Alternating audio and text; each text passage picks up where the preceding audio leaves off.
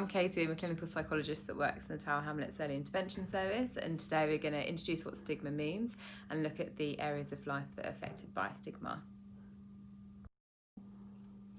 Hi, I'm Ismail Rashid. I'm a peer tutor at Recovery College, and I have experience in depression and I've experience as well and stigma.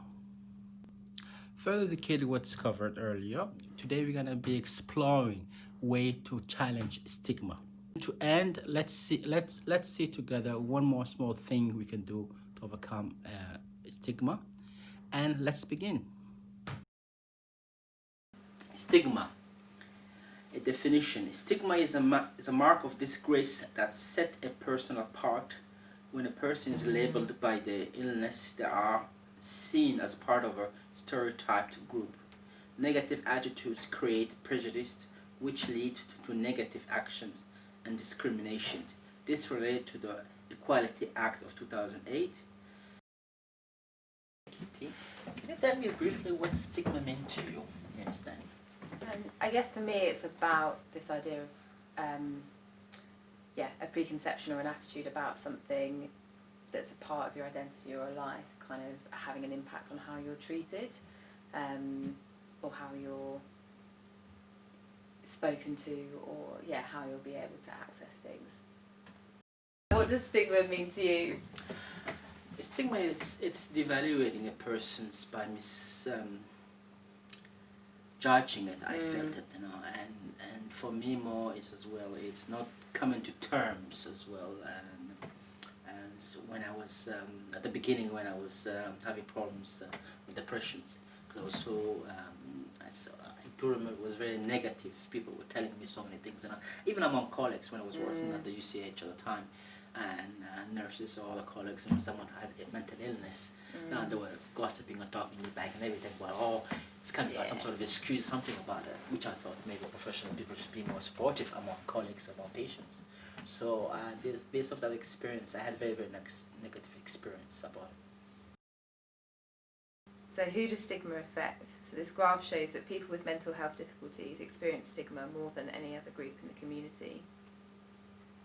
So what we know is that people with mental health difficulties experience more stigma than people in other groups. There's probably loads of different reasons why that is. I think from my experience it's often that people probably have a lot of ignorance about what mental health difficulties are or what they may look like, and people there might be lots of biases that we all have about mental health problems.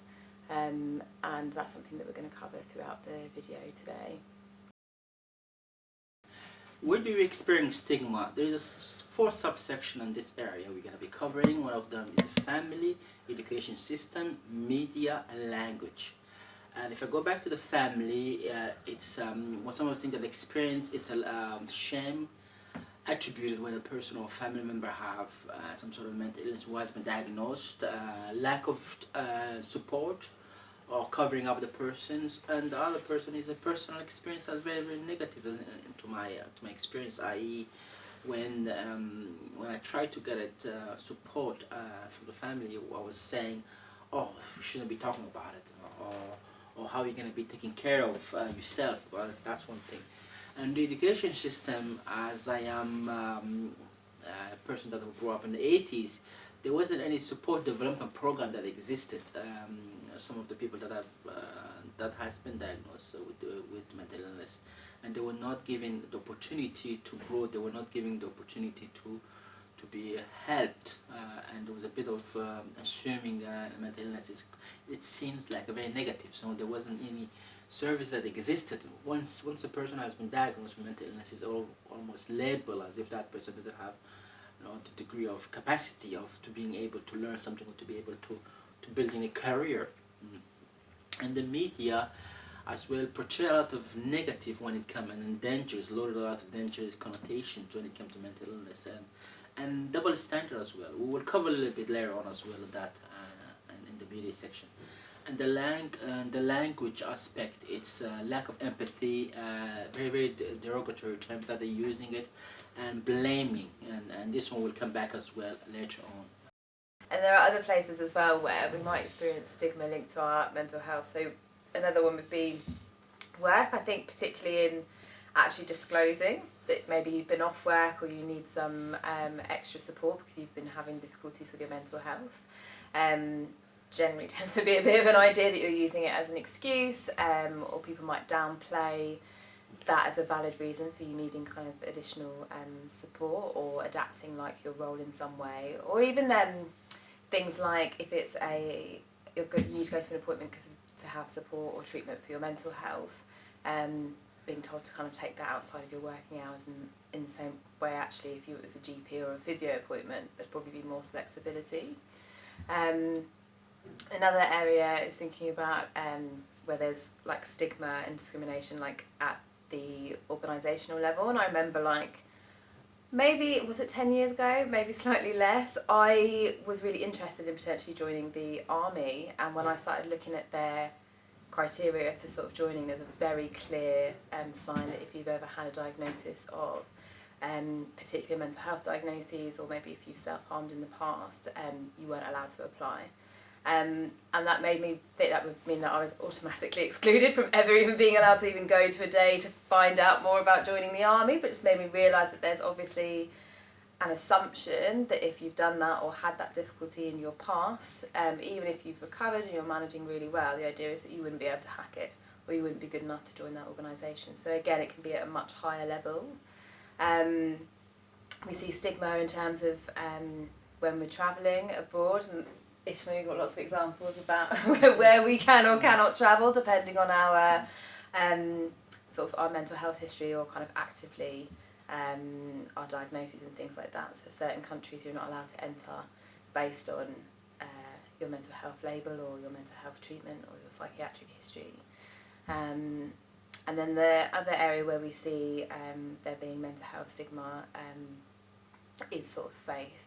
Not to say that at all levels of kind of faith organisations there's kind of stigma and misrepresentation of what mental health problems are, but I know from coming from a Christian background, sometimes there can be a perception that either you haven't prayed hard enough, or you're possessed, or the idea that actually people might use kind of Bible quotes as a way of trying to get you to be not anxious, or stop your anxiety, or not be down, or not feel scared, and actually that can just make us feel even more lonely and isolated in our mental health difficulties, which is the complete opposite of what we need when we're struggling. And also, like, when we know that there's a huge relationship between mental health problems and experiencing things that have been really traumatic, when you're then being told that it's because you haven't been a good enough Christian, or you haven't believed in God enough, or there's something wrong with the way that you practice your faith, that completely denies and discounts like any part of the events or the difficulties that you've had that have contributed to your distress. And going back to the travel, I found it in travel, especially in North America, when you're traveling in the States, what they do have it these days is a travel waiver. If you ever, there's one question says, if you ever traveling, if you ever have been diagnosed with mental illness, it's a no-no. Or some of the Middle Eastern countries as well, if you are traveling there, it's considered as being, labeled and very negative aspect as well. And there is those issues as well about medication. Some medication that has been given as well. It's very difficulties on it. So I guess the other thing is thinking about how like mental health is talked about like in the media. Mm-hmm. And yeah, I suppose in terms of movies, I remember when that movie Split was advertised, I actually signed a petition against it. I was so appalled by the advert. And it's meant to be portraying someone that experiences dissociation. It's very inaccurate, but it's also incredibly stigmatising, and about somebody that's kind of very dangerous and kind of a criminal. And then there was kind of things about, there's like where Psycho is about meant to be about somebody with schizophrenia, and there's that kind of idea that actually that means that they've got a split personality, which is totally not what that diagnosis even means. As well. Any other movies that you can think of there? Yeah, one of the movies that I enjoyed it and that I liked it very much. It shows the balance about it. It was Beautiful Mind, and I think it was an Australian mathematicians.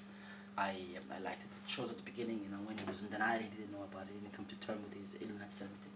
And at the end, the family support and everything, and then he come to terms by accepting and by dealing and also asking about it and removing the stigmatization, this internal stigmatization by asking other people, do you see what he was saying other people? Yeah. So what's good about it? The Silver Lining, seen it, the ad, I haven't seen it. Yeah. Apparently that's a good movie as well. Yeah, I think it's one of those ones where it's really less stigmatizing and like people aren't perceived as being really dangerous if they've got a mental health diagnosis, but I think that also sometimes like it's a bit idealized, a kind of very romanticized view of like how it can be, and actually kind of often if you are in hospital for like psychiatric problems, like often it's not always been really like wonderful, and I think sometimes that can be quite I thought it was quite a romantic view, but at least it wasn't kind of as stigmatizing. But I guess interestingly, like, of The Beautiful Mind, I found it a bit tricky because I found like it was, whilst it wasn't stigmatizing, it was not particularly realistic, like towards the end. But I don't know, you might not agree with me. No, I do. No, I do agree to a degree about it, but it's just that it kind of, for me, it kind of gave me a balance and hope. I know that it kind of having more, pushing toward more saying, you know, if you're not very intellectual, if you're not very high good standard in society, then, you know, it's, you know, doom.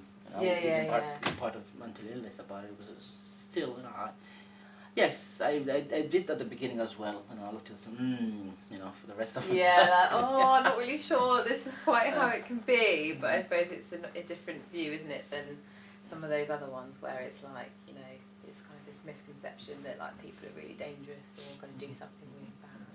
But the part that I liked as well is it brings you, even though we cannot live and experience another person what he's thinking about it, but the movie when they were doing it to me, it helped, it made more clarity, because when I went to school and everything, I could intellectualize, I could understand, but having that extra portion of it, it make more sense.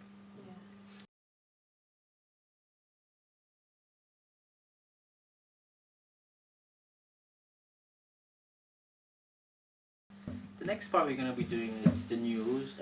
There's several areas in news that I found it, you know, the language, or even when they're using the flash, you know, the headline, when someone have done it as who's been diagnosed with any kind of mental illness, it's always considered as always portrayed as the criminals. Yeah. And double standard as well, that the language that they use sometimes when it comes to a race or a particular subculture group. You know, when it comes to Islam, or when it comes to Christianity, or when it comes to Caucasian, you know, the gender, it's usually say, oh, he was a terrorist, or he was, or maybe had some sort of mental illness. So, what do you think about it? Yeah, no, I agree with you that, you know, sometimes like if somebody does have a mental health difficulty and that's influenced something that's happened, that can be ignored or not discussed. If maybe, yeah, like you said, if somebody is a Muslim, then they're perceived more as like a terrorist. And vice versa, like often there's that kind of viewpoint is kind of ignored, and there's sort of more kind of discussed about people's kind of mental health. But I think it'd be very rare that you'd hear kind of see like diabetic does this crime. You'd never do that you know, for any other kind of condition. And I don't know if you'd heard of Frank Bruno, but I remember when I was young, I was at school when Frank Bruno had to go into hospital. It's like a really famous boxer. For kind of treatment for his mental health, and I just remember like the headlines were just horrendous, like what they would, I think they often put like bonkers Bruno was like the headline of how they would kind of permanently be doing that, and it makes me think like if there was someone had maybe like a heart condition, I don't think it would be on the front page like of the newspaper, but also how derogatory like that term is for somebody, when actually, you know, kind of going into hospital often is one of the most painful parts of our lives, and what we need is some privacy and some care and looking after. And that was, I remember seeing that all the time in the media, and how difficult that must have been, you know, for him really. And that there's often this idea of like psychotic. The word psychotic is often misused, like in the media, often meaning what they're actually meaning is psychopath, which is a very, very different thing, and also again actually something that doesn't really get used in mental health services at all. But you know, psychosis is something that's very, very different, isn't it? It's often about, you know, experiencing something that is really distressing and frightening.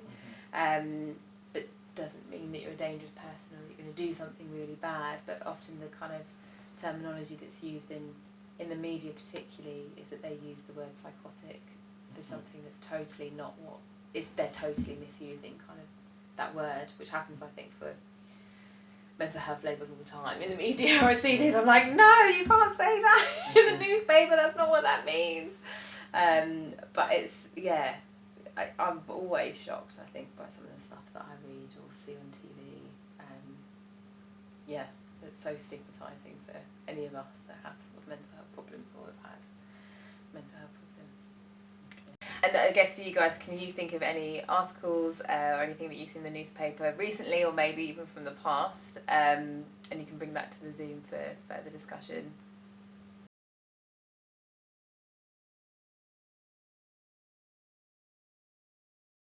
I guess, yeah, the idea of language is a really important part of stigma, but it's so linked to all that stuff that kind of we see in the media. And there has been a move, particularly in mental health services, for the language that we use to be much more focused on like recovery, so trying not to refer to people as their diagnosis. So I think sort of, yeah, decades ago it'd be very normal to just refer to someone as a depressive or a manic depressive or a schizophrenic. And now there's this real kind of push to actually talk about people and to people as a person, and then their mental health is a part of them, but it's not who they are.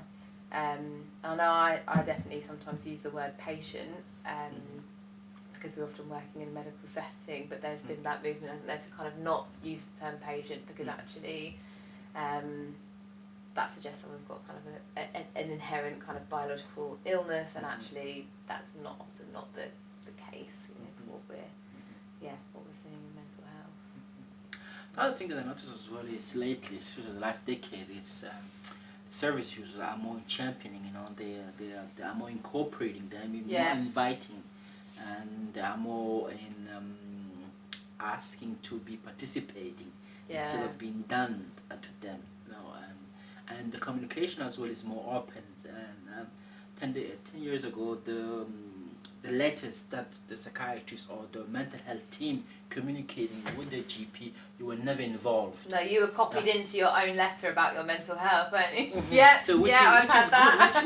which I like, which it shows, you know, and even the language that they're using it has changed as well.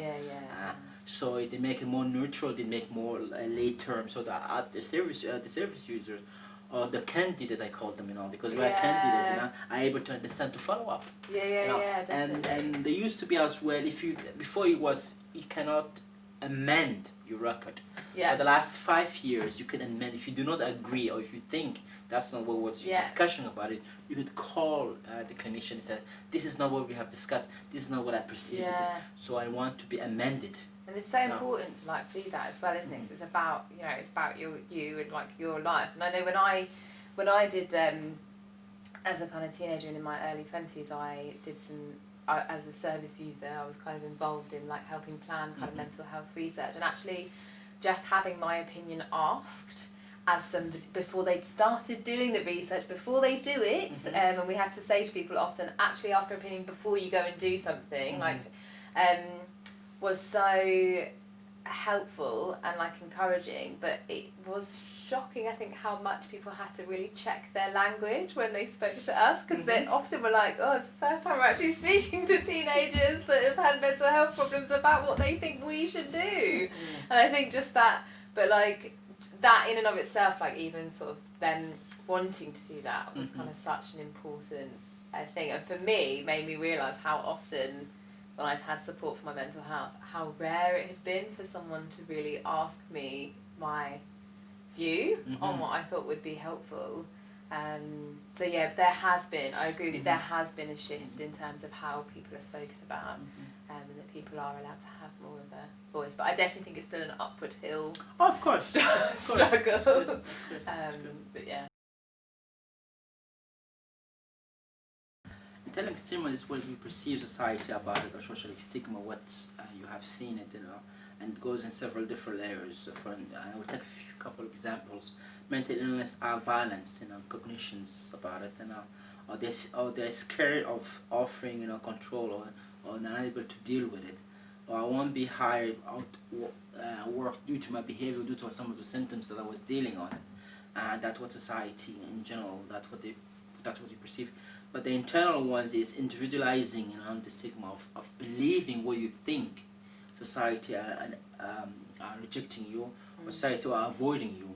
It's one of those things that actually just how powerful, the outside world's view of mental health is on us as people. And I think I work, I've trained as a psychologist, and I, also aware, inside I'm like, no, I know that having a mental health history isn't a bad thing, but I do still take on so much of that stigma even now, whilst I'm working as a mental health professional and try and be quite open about my own experiences. There is still that bit of me that's like, people, people will think I'm weird, or people may not want to be around me, or maybe that there is something about me that's slightly unstable, or so those things do really affect us, even if we've got in our minds we think no they don't, but they do. So I'm still surprised sometimes by how much it still affects me. I think the way I overcome more about my internal stigma is when I come to terms with it. When I accepted it, and when I was able to focus in recovery. Yes, I am who I am, but it's not my whole me is not part of my diagnostics. Yeah, exactly. So how can we challenge stigmatizing language?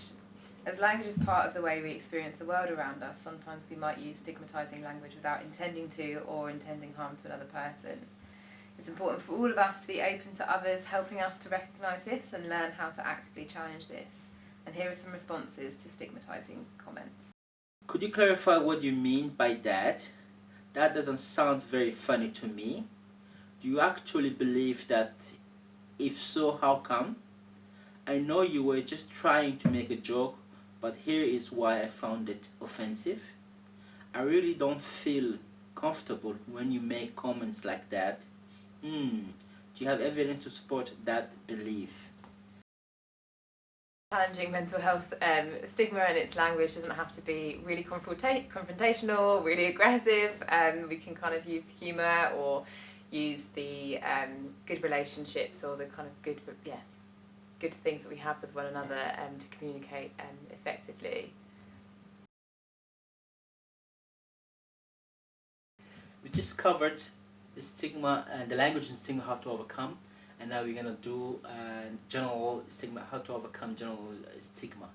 This is like thinking about things that we can get involved in, or ways to challenge ourselves in terms of how we think and how we can support other people. So how can we challenge stigma? So learn and share the facts about mental and physical health and illness. Get to know people with personal experience of mental or physical illness. And find yourself a safe community. Offer the same support to people when they are physically or mentally unwell.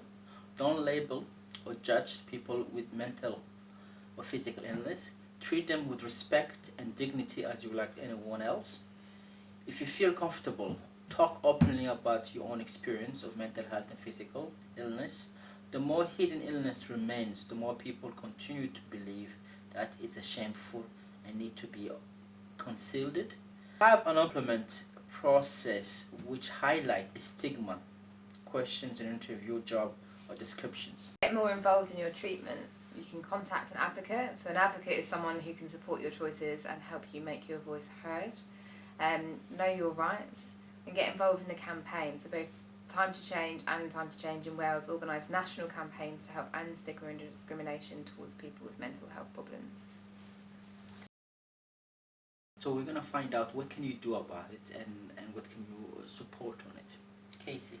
Yeah, so for you, I guess, what do you think you can do in terms of challenging mental health stigma?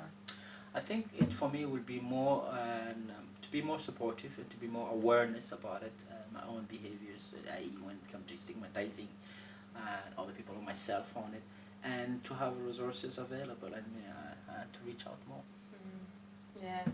I think for me it's made me think more about my own language, so not just challenging other people's, but thinking about some of the things maybe that I say that are stigmatising but I completely miss or haven't realised.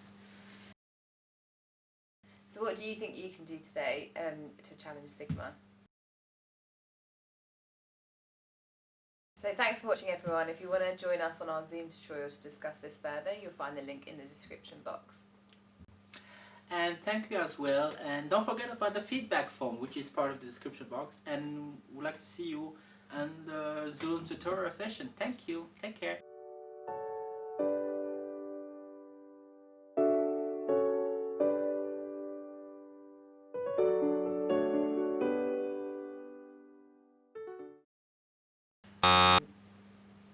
So thank you for